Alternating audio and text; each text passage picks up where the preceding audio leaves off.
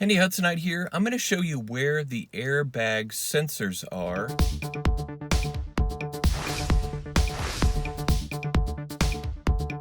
I have a 2000 Toyota Camry.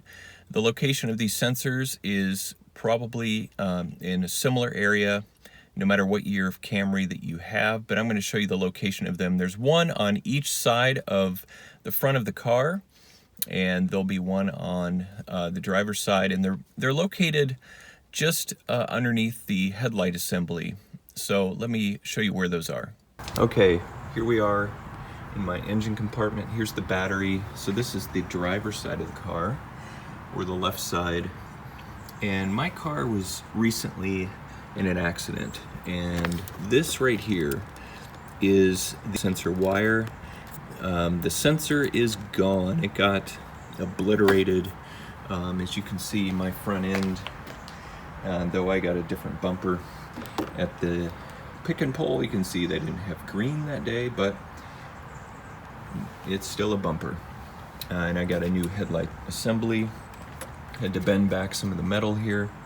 Got a new battery too, and be sure to watch my video on how to test a battery. I'll put that up in the screen so you can watch that. So let's look at a sensor over here on this. Now we're on the passenger side, and the sensor, it might be kind of hard to see, is actually down here. So that yellow connector, that's the airbag sensor wire, and then just in front of it there, that black piece, you can see it, the black piece that it's connected to, that's the airbag sensor.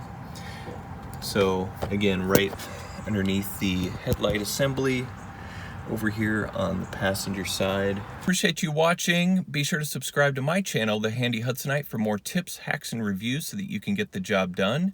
And don't forget that notification bell. You can get my content as it goes up.